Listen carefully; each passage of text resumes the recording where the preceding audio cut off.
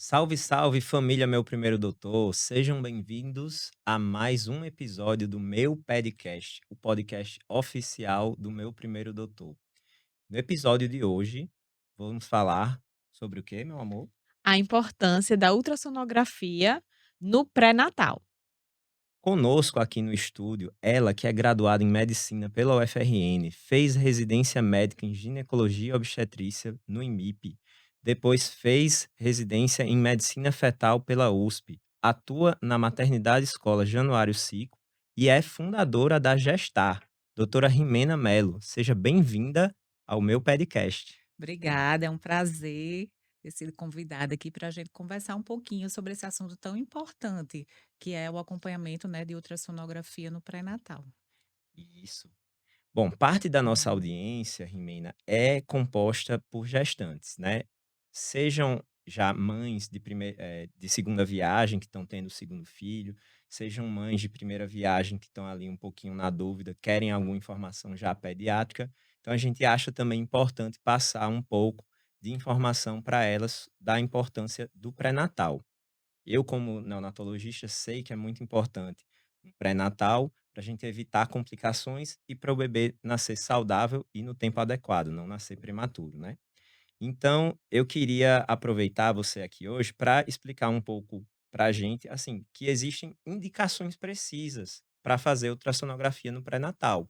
Não é apenas aquela, né, amor? Às vezes a mãe acha que é só para Só fazer, para ver o bebê, só né, para ver o eu bebê acho e eu dar um lembro tchauzinho. quando eu fiquei grávida, então eu pensei que a toda hora eu ia fazer ultra, era quase um encontro com o bebê. Eu acho que isso é muito um sentimento que a grávida que não tem nenhuma informação, assim, mais da área médica, pensa a respeito de ultrassom. Isso, e na verdade a gente que é da área, a gente sabe que existem, ultrassonografias específicas em determinados períodos que são necessárias fazer mesmo, né. Se você puder explicar um pouquinho aí. Isso. A gente tem algumas ultrassonografias que a gente diz assim que são imprescindíveis na gestação, né. Então, talvez se eu pudesse escolher, assim, 4 ultrassonografias principais, eu diria que a primeira ultrassom é muito importante, bem no início da gestação, ali, nos primeiros 3 meses, porque a gente precisa dizer à paciente se a data da última menstruação dela está compatível com o tempo de gestação. Às vezes a paciente pode ter uma menstruação irregular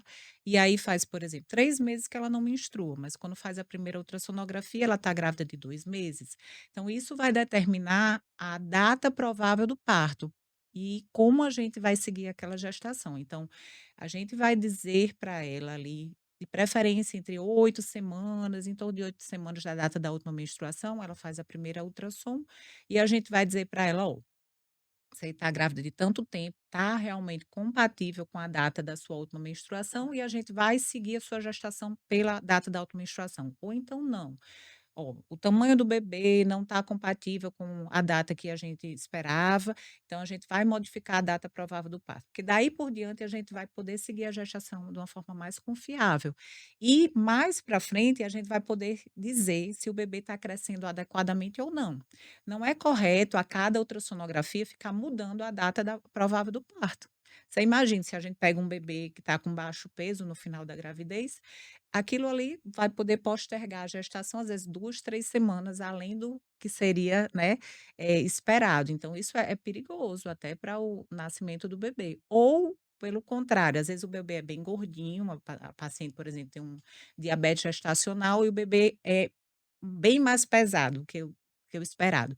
Isso acaba, às vezes, antecipando a data provável do parto, se eu estiver sempre estimando pelo peso que a gente encontra naquela ultrassom. Então, o ideal é a gente fazer a primeira ultrassonografia entre 6 e 9 semanas da data da última menstruação e a gente explicar para a paciente: "Olha, a gente vai poder seguir sua gestação pela data da última menstruação e a data provável do parto é tal", e não vai mudar a data provável do parto. Depois dessa primeira ultra, a gente tem a morfológica do primeiro trimestre, que é a outra muito importante. A gente faz essa ultra em torno ali dos 3 meses, entre 11 e 14 semanas, e é nessa ultra que a gente vai avaliar o risco de alteração genética do bebê.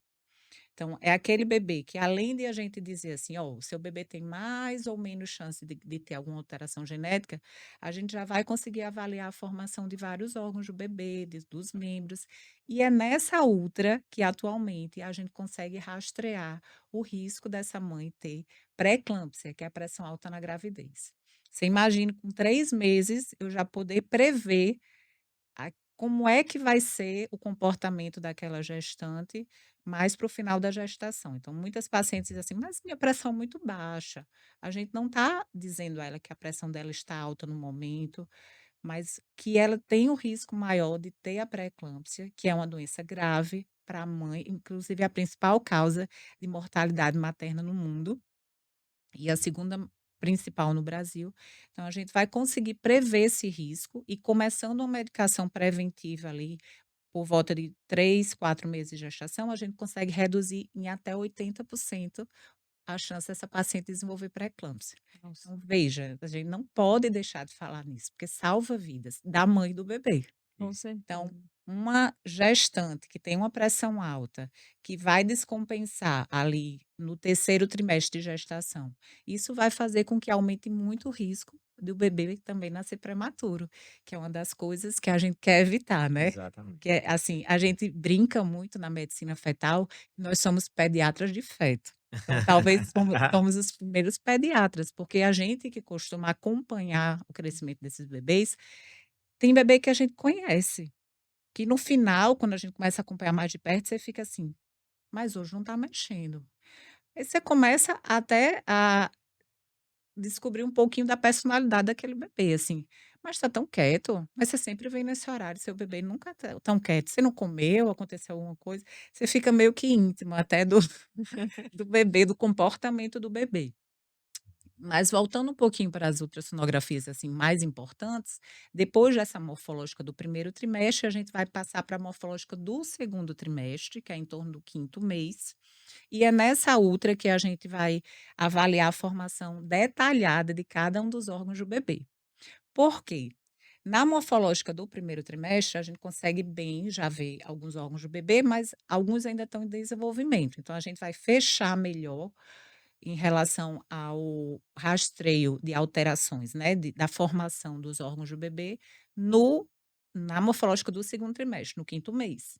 E também vai conseguir estimar risco de parto prematuro através da medida do colo do útero, que é imprescindível. Do jeito que é imprescindível a gente avaliar o Doppler das artérias uterinas na morfológica das 12 semanas, a gente também tem como medida obrigatória o comprimento do colo na morfológica do segundo trimestre. Imagina aí, a gente consegue rastrear 40% do risco de partos prematuros, um colo curto, que a paciente não sente nada, mas se a gente não avaliar nessa época, ela tem grande chance de chegar parindo, sem sentir muita coisa, porque o colo dela simplesmente é incompetente. O nome técnico é esse, chama incompetência istmo-cervical, é um colo que ele é mais frágil e que ele se abre à medida que o bebê vai começando a ficar mais pesado. E no serviço público não é incomum a gente se deparar com um paciente que chega, veio: "Ah, eu estou sangrando um pouquinho", quando a gente avalia, ela está simplesmente com dilatação completa e o bebê está nascendo. E a gente às vezes vai puxar um pouco do histórico dela, às vezes ela teve um outro filho que nasceu com 7 meses, ela chegou também parindo, e agora ela está com 5 meses, ela chegou parindo e muitas vezes o bebê dela nem vai ter chance de sobreviver, porque é considerado um aborto, é um bebê que tem menos de 500 gramas e não vai ter nem chance de ir para um UTI, né. Então imagine a importância de a gente medir um colo, de a gente alertar essa paciente que ela vai poder fazer uma cerclagem, que é dar uns pontos no colo e deixar ele mais seguro numa próxima gestação, para que evite passar por esse transtorno, porque uma perda de um bebê, seja ele em qualquer período, é sempre muito doloroso, né. A gente fala muito, assim, de luto parental e abortos de repetição são coisas devastadoras para muitas famílias, É não é verdade, isso? é verdade. E depois dessa morfológica do quinto mês, eu acho que é bem importante a gente acompanhar já próximo do nascimento, como é que está o crescimento do bebê. Então a gente sempre fala assim: "Ó, vamos avaliar no terceiro trimestre, 28 a 32 semanas, como é que está o crescimento do seu bebê, se ele continua crescendo dentro do ritmo de crescimento que ele já vinha, se ele vai acelerar e a gente de repente pode desconfiar até que a mãe está apresentando uma diabetes gestacional, ou se está crescendo aquém daquele potencial genético do bebê, e a gente pode desconfiar que ela está com alguma doença, alguma pré-eclâmpsia, ou até alguma desnutrição, alguma anemia, que pode repercutir no ganho de peso do bebê.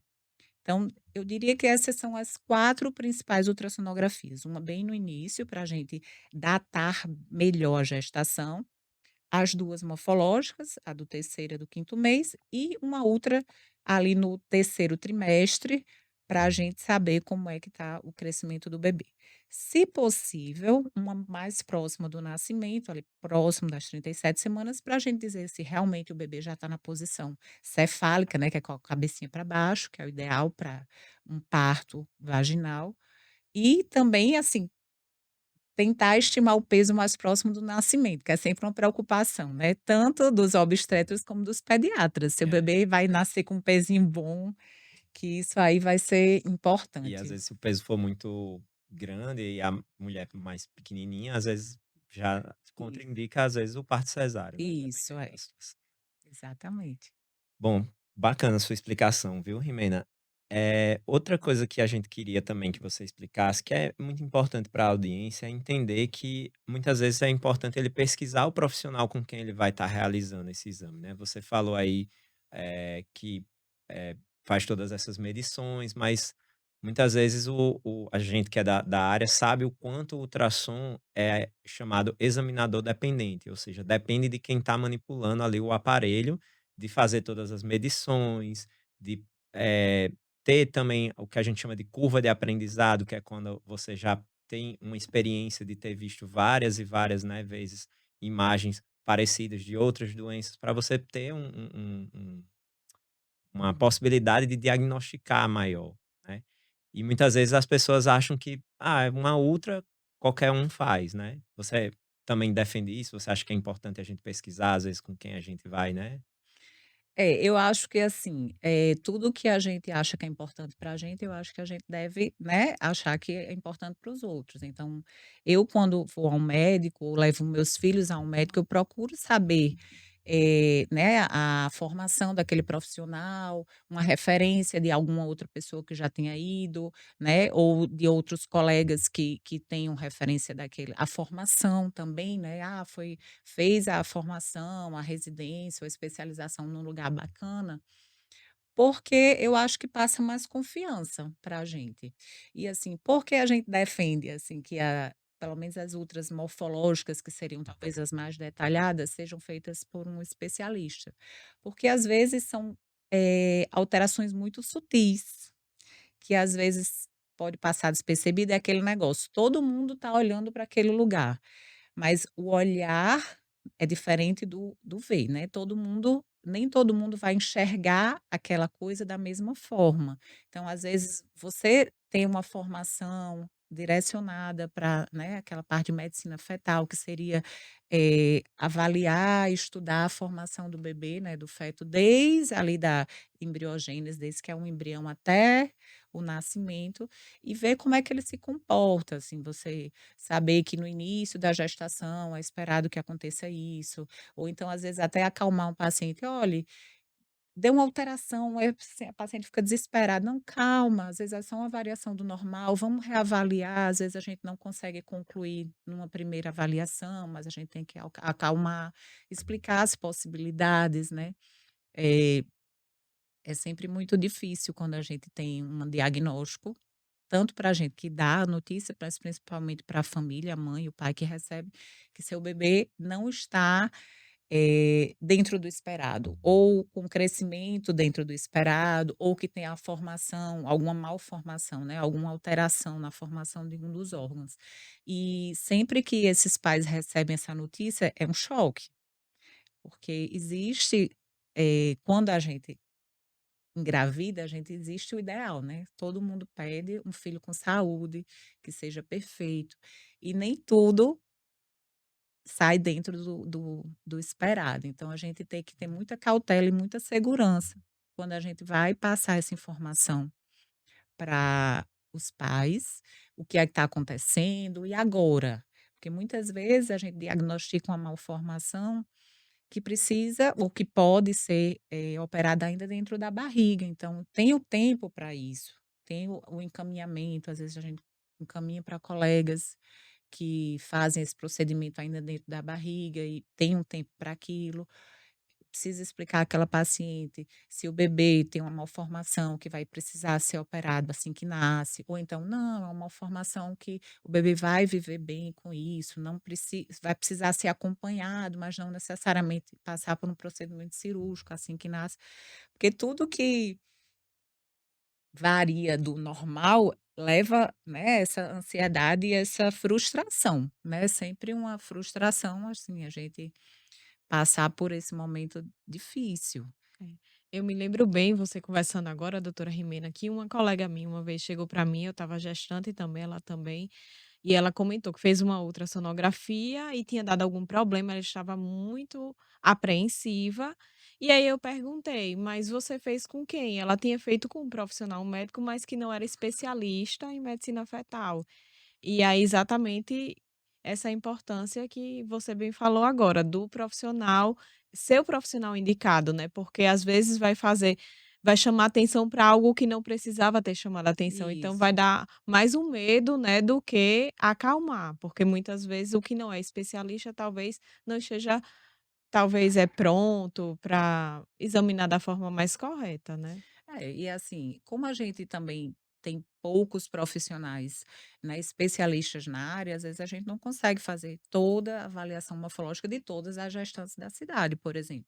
Mas é importante que os colegas que fazem os ultrassons, que a gente fala assim, primários, né, os rastreios, os mais básicos, que Uhum. eles tenham pelo menos aquela sensibilidade de identificar o que não é normal e encaminhar, de repente, para uma avaliação de especialista. "Olhe, eu vi alguma coisa aqui, eu não fiquei seguro, acho que você precisa passar por um especialista que ele vai conseguir lhe explicar melhor".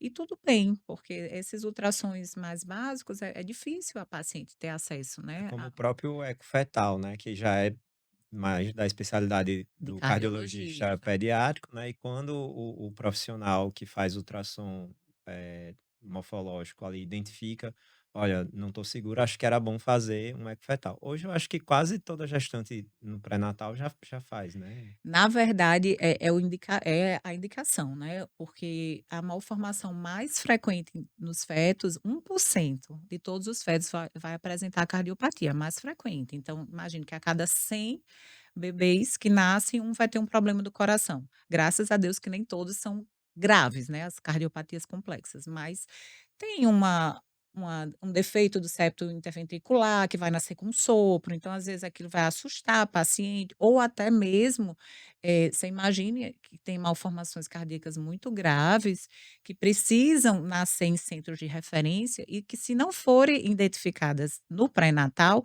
o bebê pode nascer em qualquer lugar, numa maternidade aí do interior, que às vezes não tem nem médico, às vezes ainda é feito por enfermeiro ou por parteira, porque não tem equipe completa, e vai a chance às vezes de o bebê nascer bem e sobreviver ou nascer e A chance que já morrer, era pequena torna-se menor vai ainda, ser né. dependente às vezes de um ultrassom. É. Algumas malformações que a gente precisa que o bebê seja operado imediatamente assim que nasce, né, como as malformações de coluna, ou então obstruções na traqueia, que às vezes precisa ser entubado assim que o bebê antes de ser clampeado o cordão.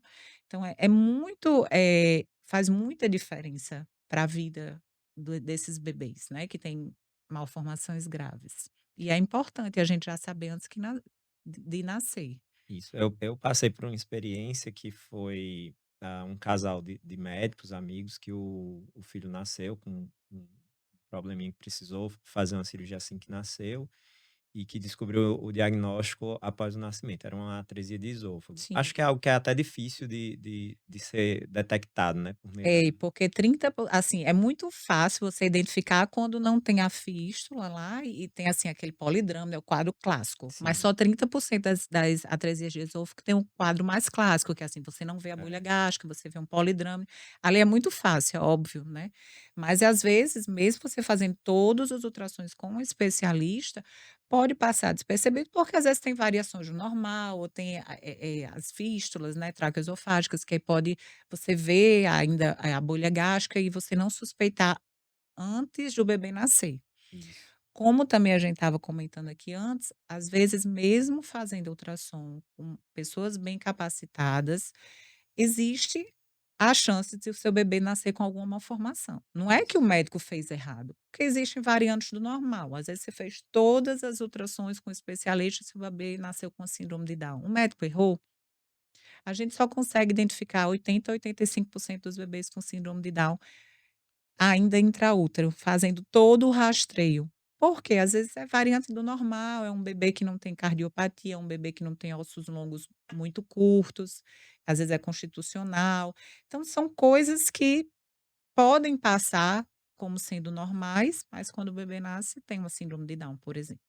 Eu tinha um um chefe da neonatologia, muito culto, sabe, e aí ele falava assim em francês: «Dans la médecine comme l'amour, nem jamais nem toujours». Então, na medicina e no amor, nem Nem nunca nem nunca, nem sempre. sempre. Então a É. gente nunca pode afirmar totalmente 100% que tá tudo descartado, nem dizer com certeza, né, que vai ser aquilo ali.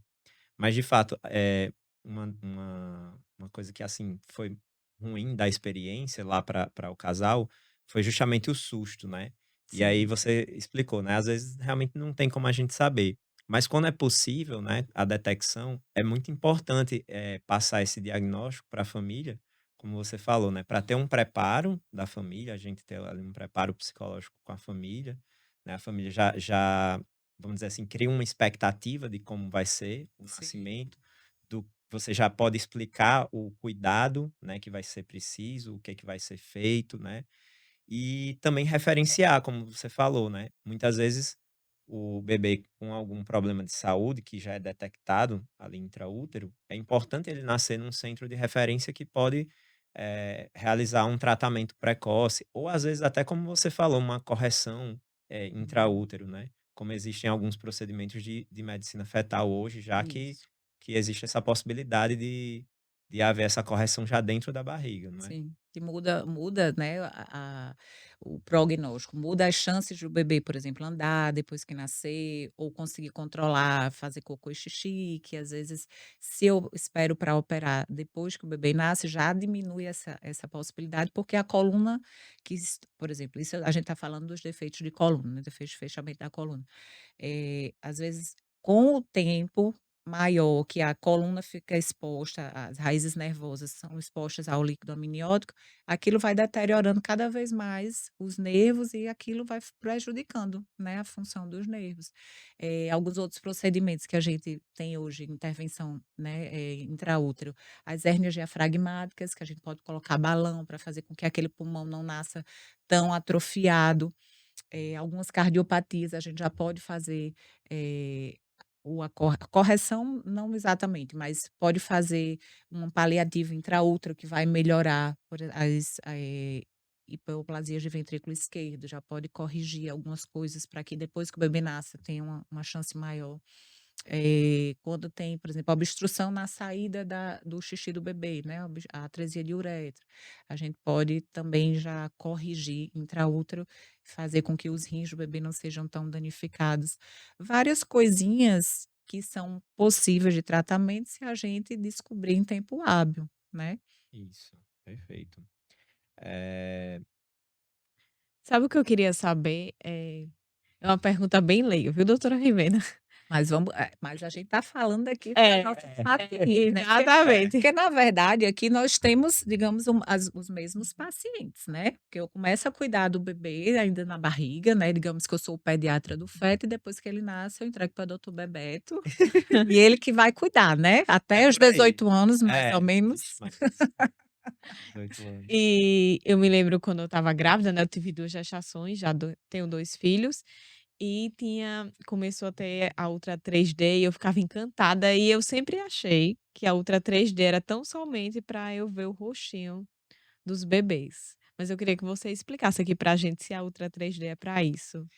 Então, a Ultra 3D eu acho que é a parte mais esperada, né, assim, eu Hum. eu adoro fazer 3D, eu tenho o maior prazer de mostrar às pacientes o rostinho, porque eu acho que é quando elas, materializam, porque às vezes elas estão só imaginando, né, então quando elas conseguem ver o rostinho em 3D, ela: "Olha, parece com alguém, É. tem aquilo, tem os traços, tem o nariz, tem a boca parece com a sua, com a minha, com o pai, com a mãe ou com o avô". E é sempre uma parte muito divertida, né, do exame, a maioria das vezes, mas não é só para diversão, né. O 3D é muito importante quando a gente tem algumas malformações, às vezes até para paciente e materializar aquilo que a gente está explicando. Porque às vezes para mim é muito fácil, por exemplo, eu tenho um bebê que tem uma fenda lábio-palatina, aquele lábio leporino, eu olho no 2D e eu já identifico, eu já sei se vai ser uma fenda mais ampla ou vai ser só um defeito no lábio, se vai o defeito vai até o céu da boca todo. Mas para paciente, às vezes ela vê a imagem e ela, né, identificar, ela processar de uma forma em 3 dimensões é diferente. Inclusive tem um projeto super bacana que foi feito em São Paulo, eles reconstituíram, né, a imagem, eles pegaram a imagem em 3D, o bloco, e eles fizeram um bonequinho Ai, que e coisa mais entregaram linda. para uma paciente cega, para ela poder, Ah, né, eu já para vi ela isso já aí. viu? Já, Para ela legal. poder, né, Pra ela pelo tato pegar conseguir pelo sentir. tato, para ela ter uma noção de como Sim, ia ser o rosto do filho dela antes mesmo de Lindo. nascer, isso é muito bacana. Mas hoje a gente já tem reconstituição 3D para projetar, por exemplo, essas cirurgias grandes que vão ser feitas, né, depois que o bebê nascer, de problemas de coração graves, problemas de coluna. Existe essa reconstrução em 3D, que eles pegam a imagem em 3D e eles, eh, projetam, fazem um protótipo e para o médico, às vezes, ele já faz a cirurgia do bebê antes do bebê nascer naquele bonequinho, porque às vezes são técnicas, né, ou malformações muito graves, são técnicas que vão ser não é todo dia que pega uma malformação muito grave, então, às vezes, o médico já tem até a possibilidade de estudar o caso e de operar o bebê no boneco, para ter uma ideia de como vai ser aquele procedimento. Mas é bem bacana, assim. Mas é muito bom saber que também, além disso, né, a informação sempre é muito preciosa, realmente. Isso. Aí eu acho assim, eu quando me aventurei nessa questão de Instagram, né, nos meios digitais, eu acho que a principal coisa que me motivava era justamente a informação. Porque informação é uma coisa que ninguém tira. E eu acho super bacana quando a paciente entra no consultório, e eu sempre gosto de explicar a paciente qual é o exame que vai ser feito e para que ele vai ser feito. "Ai, doutora, eu já sei, eu já estudei sobre esse exame, eu sei que nesse exame vai ver isso, isso, isso". Gente, aquilo me dá um orgulho tão grande, assim, porque você saber que a paciente né, estudou no sentido, assim, buscou conhecimento, sabe para que vai fazer. E hoje em dia inclusive, a gente bate muito na tecla da importância do pré-natal, da consulta pediátrica no pré-natal, né, assim, eu não vou mais para o pediatra só depois que o meu bebê nascer, eu vou já antes para saber os primeiros cuidados, eu vou fazer o curso de amamentação para saber, né, o que é certo, o que é errado, qual aquela a posição, não espero passar mais por aquele desespero, né, depois que o bebê nasce com aqueles milhões de informações, com os hormônios que baixam e a puérpera fica bem só sabe quem passa, né, não, Ana? Complicado, Eu também complicadíssimo. tive 2 filhos e, assim, não existe livro que a medicina ensine a gente não, tem coisa que só a gente passando, né, para saber como é, porque não adianta você ser Eu acho médico, você ser especialista naquilo e você achar que vai ser tudo é, do jeito que o livro ensina, não. eu achei ótimo isso que você falou de informação, porque a gente tem um bordão aqui, né, amor, que a gente fala: "Informação é O melhor remédio. o Com melhor remédio". certeza. E, bom, Rimena, a gente tá chegando nos E finalmente. falando fale só o que já que a doutora Rimena falou, eu vou aproveitar, Bebeto, Diga e lá. explique o que seria essa consulta pré-natal que ela falou. Ah, legal, Exatamente. pronto. Então, para vocês entenderem o que é essa consulta pré-natal pediátrica. Porque não tem o bebê ainda, então por que ir ao pediatra? Mas como Rimina falou, a gente explica, o momento ali do periparto e do pós-parto imediato. Então a gente fala dos cuidados que vão ser feitos com o bebê, a gente esclarece dúvidas a respeito desse primeiro momento, que muitas mães, chegam com dúvidas sobre o que que é feito com o bebê, assim que nasce pode ficar comigo, não pode.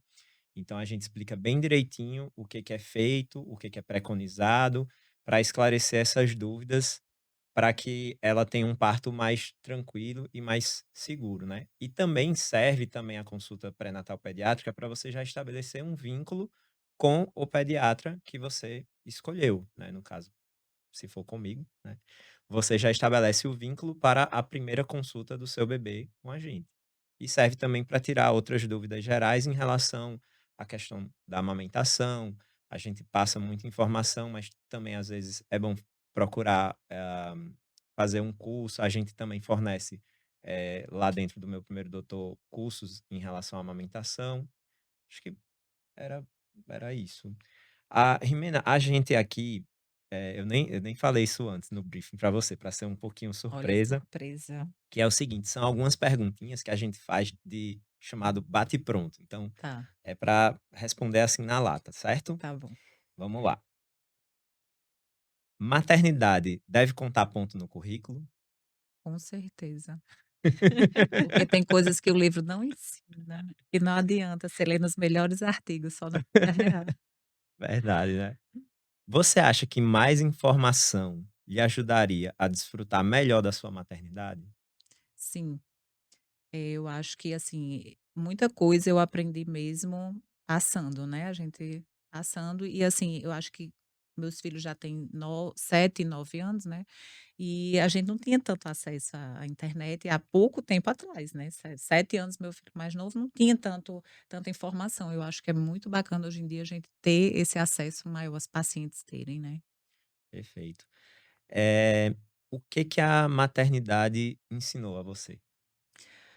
Ah, muito mais paciência, muito mais empatia com o outro, né, muita coisa que a gente acha que a gestante passa e, "Ai, é muito frescura", gente, quando a gente tá grávida não tem nada de frescura, porque um simples repouso, porque, sei lá, você tá com um descolamento, é uma coisa às vezes tão difícil que a gente eu só aprendi isso de verdade quando eu precisei fazer repouso nas minhas gestações, porque eu achava que as pacientes reclamavam à toa. Pois é. Filhos somam ou subtraem? Muito, muito, muito soma para sempre. Filho é uma bênção, sempre vai somar. Não é fácil, mas vale muito a pena. Show. E como você definiria saúde? Eu acho que saúde é um coletivo, né, de bem-estar, de atividade física, de alimentação, de saúde mental, e é um conjunto que soma para Espiritual coisas também, né? espiritual também. Show. Era isso. E tem algum recadinho final que você quer deixar para gestantes? Meu recado é: curtam a sua gestação, não deixem de se informar, se apoderem do conhecimento da sua gestação, entendam o que vocês estão passando. Sua gestação é de baixo risco, ótimo. Se sua gestação é de alto risco, por que ela é de alto risco? O que é que você pode fazer para minimizar esses riscos, né? Hoje em dia a gente bate até mesmo muito na tecla da preparação concepcional, né, que ela se prepare, que ela controle doenças, para que o pré-natal e a gestação sejam mais tranquilos possíveis, né. Às vezes a paciente tem uma doença grave e não vai ter como ser de baixo risco, com certeza, mas que tem possibilidade dela ter uma gestação dentro do possível para aquela realidade, que seja com risco controlado. Perfeito. Quer deixar seu arroba aí para a audiência, para quem quiser seguir você? Quiser. Eu tenho o meu Instagram profissional, né, doutora Rimena Melo, onde eu coloco lá algumas informações importantes sobre as outras sonografias no pré-natal, e tem a da clínica lá, que é a Gestar Natal, que também tem muita coisa bacana. Tá certo. Perfeito. Muito obrigada, doutora Rimena, realmente estar com você aqui foi muito bom, muita informação, muito conteúdo e ficamos muito felizes com você ter vindo até aqui. Que bom, obrigada. Perfeito. E para quem ainda não nos segue, né, no Instagram, nosso Instagram é @meu primeiro doutor, o meu é @Bebeto Maia, para quem quiser também me acompanhar, me seguir. E vocês já sabem aquele recadinho final, os 3 C, né? Curta, compartilhe e comente, que vai ajudar essa informação a chegar às pessoas que necessitam dela. Tchau.